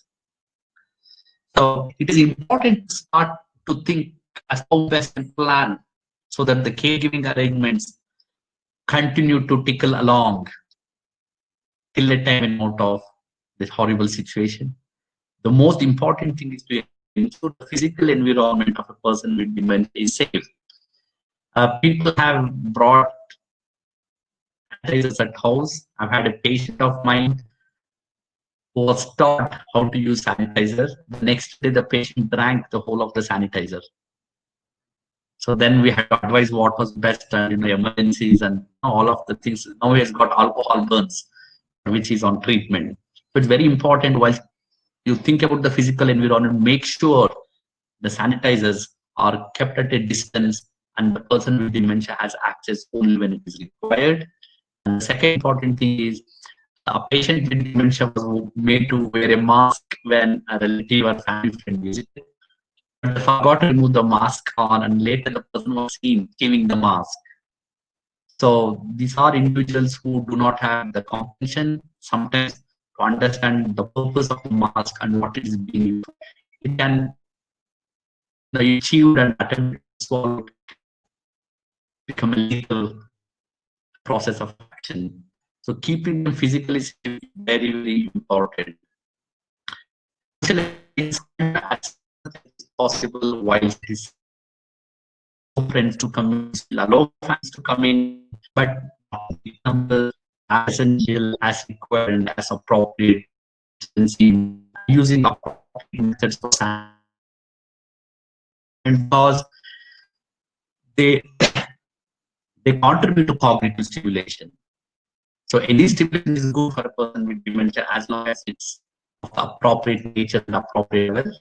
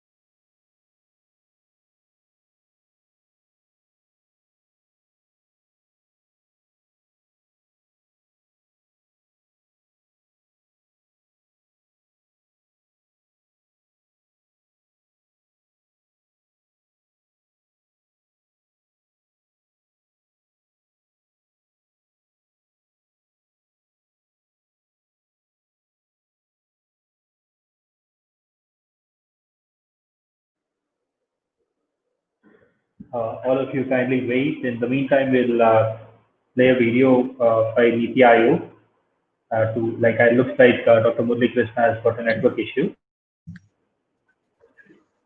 Yes. I've now been able to log in again. Sorry, there was some network issue for us. Okay, now that made to leave or I was thrown out, but I'm back. Let us continue. Yes. So I was talking about the importance of keeping them cognitively safe. Caregivers, we should help them to ensure that person with dementia still maintains some level of physical activity. Walking within the house, walking around the house, exercises while sat, exercises they could do much as possible. Very important that they actually get nutritious food. Yes, in one of the, I've been observing that I wouldn't say the good things, but one of the positive things that has happened during COVID is most families are actually cooking fresh vegetables, fresh meat inside, and then actually getting much from outside hotels. Those things. There's more pressure because that's also important as a standby, but it's very important to ensure the person with dementia optimum nutrition. They're simply hydrated, and when required, we teach them what are the warning signs to seek medical help. Sudden burst of confusion, any falls, loss of speech, weakness in arm or leg, high fever or body going cold, smelling after having passed urine, etc., diarrhea. So we give them a whole list of warning signs when they can actually contact us initially and advise them over the phone as much as possible, and safe, and only if required, the doctor would visit them home, the nurse get some essential investigation, and be able to maintain people in their own home. Simple medical interventions. We have been able to set up IV fluids, etc., at home, and we have been able to help people to a great deal of extent, or at least the home treatment team does. So this is my last slide. So I do not want to keep it long. What is very important is that we give them advice when acting. We need to help them when they need help. I would assume the audience are from different parts of India, and therefore it's very important that the person with dementia, the family, the caregiver does have a helpline number, a local helpline number which they can access any time of the day. Better if they have a home treatment team in the area where, upon request of a nurse who is trained, can come in, video consult with doctors if required. I would encourage, instead of trying to take a person with dementia to hospital, as far as possible and whenever possible, we need to empower our caregivers by allowing them to learn, giving opportunity to learn, monitoring health at home. Mysore, in addition to the RC helpline, our hospital also provides free advice, video call, home visit, etc. for persons with dementia or any illness for that matter who need any medical attention. So thank you very much for giving this opportunity. It's been a pleasure being on this platform to share some of our experiences of caring for the caregivers during the COVID time. Thank you.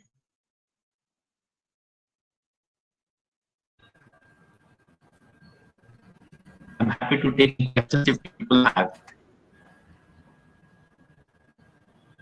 I think we have few questions coming up here. I think Shashank can take up some of the questions to Dr. Murali Krishna.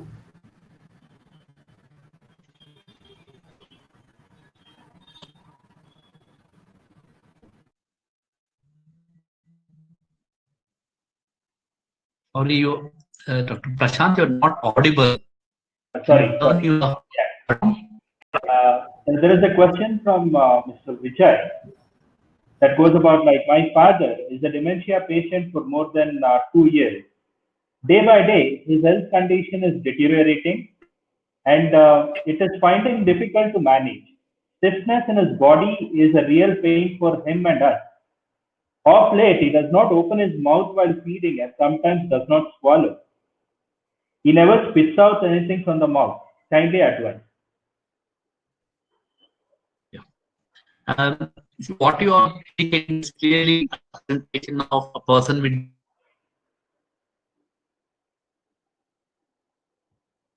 I think there is a network issue, Mr. Shashank, with Dr. Murali Krishna. Okay, madam. So, yeah. I think Dr. Murali Krishna, please. Is he coming back? Let us wait. Till then, I think, till then, I think we will be creative from our Niti Aayog. Okay. नए वक्त में अस्पताल जाने के नए नियम। जब भी आप अस्पताल जाएं, तो पहले डॉक्टर से अपॉइंटमेंट घर से ही लें और समय अनुसार ही घर से निकलें। ऐसा करने से आपका समय बचेगा और अस्पताल में भीड़ नहीं लगेगी, जिससे कोरोना का संक्रमण होने की संभावना कम होगी।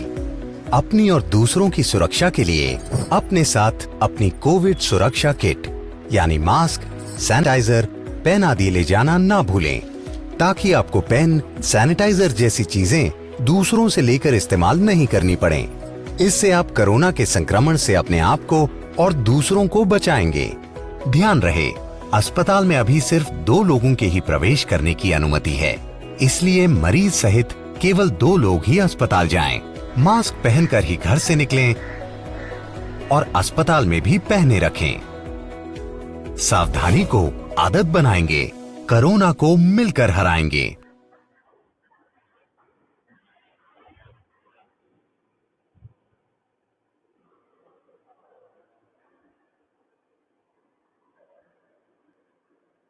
Yes, so with this, I would like to take an opportunity to summarize and conclude today's presentation. Firstly, I thank Dr. Vasudev, Dr. Alladi, and Dr. Murali Krishna for their valuable input. And additionally, I would like to thank the hosts and associates for providing me with the opportunity to summarize and conclude today's webinar.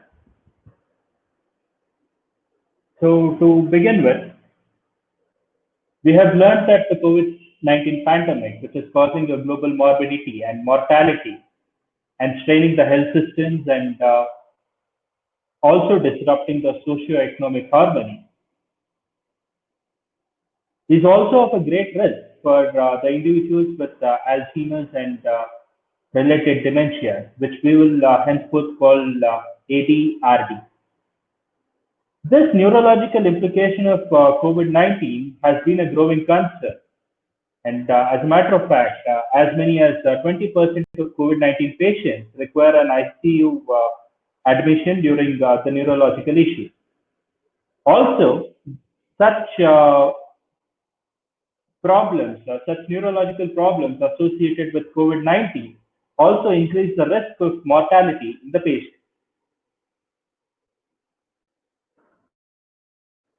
The concerns that we have understood are like, the people with ADRD or Alzheimer's disease and related dementia have an increased risk of contracting COVID-19. This is mainly for two reasons. The first one being that the dementia, although dementia does not cause an increased COVID-19, the age and comorbidities associated with dementia can actually cause it. As we already know, dementia is an age-related issue.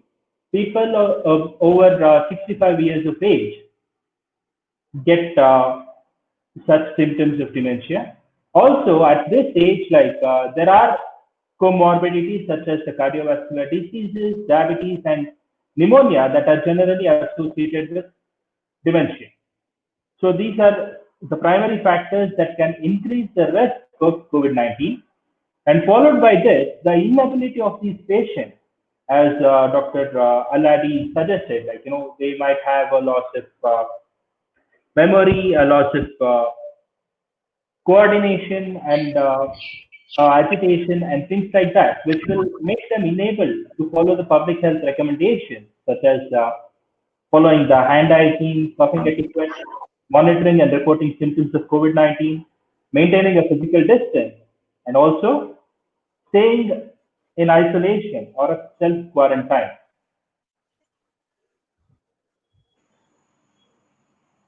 Furthermore, COVID-19 has had a great impact on the diagnosis and clinical management of these conditions, or of the condition, particularly the pandemic COVID-19. So here, due to this rapid increase in the COVID-19 cases, the health system has reached an adverse phase where there is shortage of beds in the hospital, and also the healthcare providers are strained due to such an unprecedented event. This has resulted in of resources, and such a diversion of resources has led patients with chronic diseases, that includes the ADRD, to suffer. And with particular reference to the ADRD patients, the suffering is disproportionate from constraints in resources due to the chronic nature of the illness and specific care needs. Because anything that concerns Alzheimer's is long lasting, as we just asked a question from one Mr. Pichai, where his father was suffering for 2 years with dementia. This is not an acute condition. The case comes in within 1 month and lasts for about a month more. It does not happen like that. Instead, this is something that will be there with the person for years, and his family, his caretakers, and everybody has to pay absolute attention towards the patient. So diversification of resources will lead to a lot of problems for such individuals. Now, also talking about the neurobiology of COVID-19, as suggested by Dr. Vasudev, the long-term impacts of COVID-19 include depression, OCD, that is obsessive compulsive disorder, insomnia, cognitive decline, accelerated aging, Parkinson's disease, and also Alzheimer's disease. Meanwhile, the short-term implications are the anosmia, stroke, paralysis, cranial nerve deficit, encephalopathy, delirium, meningitis, and seizures. All of this, particularly the short-term disorders, can occur even without a typical respiratory symptom, such as fever, cough, or shortness of breath, which is a character of COVID-19. And this connects us to what is known as the neuro-COVID hypothesis. The neuro-COVID hypothesis has been proposed by a lot of researchers worldwide. And they have also suggested a classification of the neuro-COVID disorder, where the neuro-COVID stage 1 is a kind of disorder or condition that is having a viral damage limited to the epithelial cells and of the nose and mouth. The main symptoms here would be the transient loss of smell and taste. Meanwhile, moving on further to the stage 2, here it is characterized by a flood of inflammation, which is particularly known as the cytokine storm, as already mentioned by Dr. Vasudev. Here, this flood of inflammation or cytokine storm begins in the lungs and travels across the body, including the brain. And this leads to what is known as a hypercoagulopathy, or blood clot in the blood vessels across the body. So once this stage is bypassed, we have the neuro-COVID stage 3, where the cytokine storm damages the blood-brain barrier, and this results in leakage of the blood content, including the inflammatory markers as well as the viral particles into the brain. And as these molecules invade the brain, there is a causing of seizures, confusion, coma, and encephalopathy.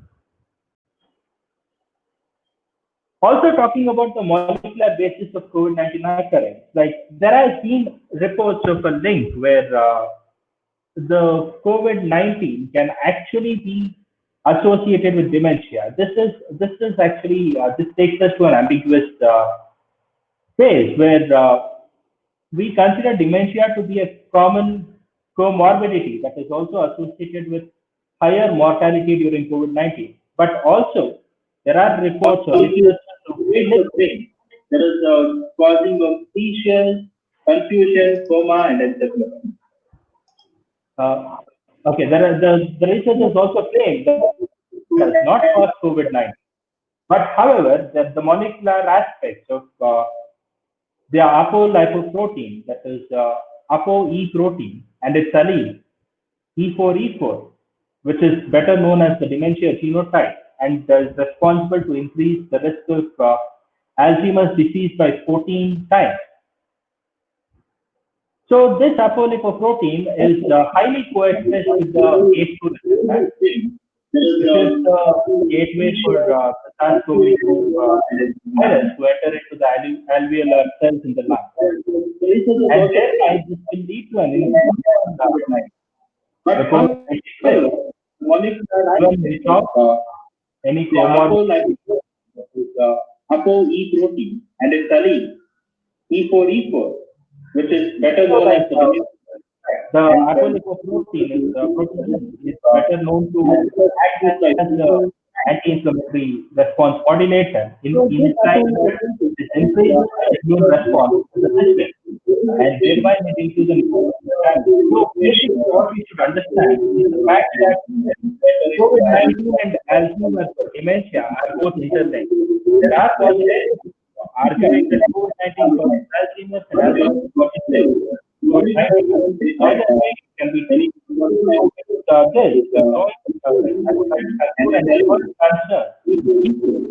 which is better than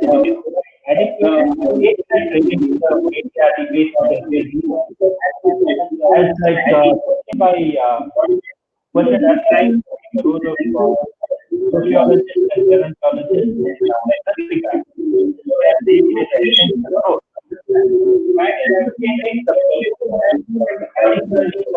caretaker on how to manage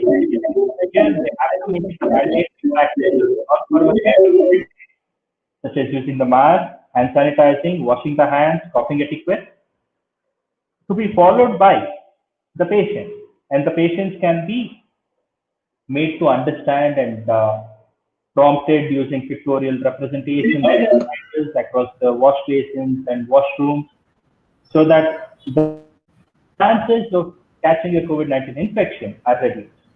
Also, I as a researcher would personally suggest a better focus on understanding the molecular aspects that may aid in the drug discovery and designing process with regard to the COVID-19. And this may also help in the pertaining to Alzheimer's. So this is a gray matter here, and it's a win-win situation for both the COVID-19 therapeutics as well as the Alzheimer's therapeutics as such. So with this, I would like to thank all of you, audience, for having your patience, and I'm open for discussions if any. Thank you very much, Shashank, for being on the panel and giving a brief summary of the whole deliberations of the day. With this, friends, we are concluding for the day. I'm thanking the eminent speakers, Dr. Vasudev Somnath, Dr. Alladi Suvarna, Dr. Murali Krishna, for providing deeper insights into the importance of geriatric well-being towards tackling Alzheimer's disease and dementia at the time of COVID-19 pandemic. I thank all the stakeholders, APSE, RC, PAGE, Apna Desh, GSS Yoga, and Sharda Vilas College of Pharmacy for their immense support in arranging the webinar. I would like to conclude this session by urging the audience to promote good hygiene practices among Alzheimer's and dementia patients and caretakers alike to help curb the pandemic while simultaneously taking care of the elderly ones. See you all in the next webinar. Until then, good practice, sanitizer, mask, and namaste. Thank you, ma'am.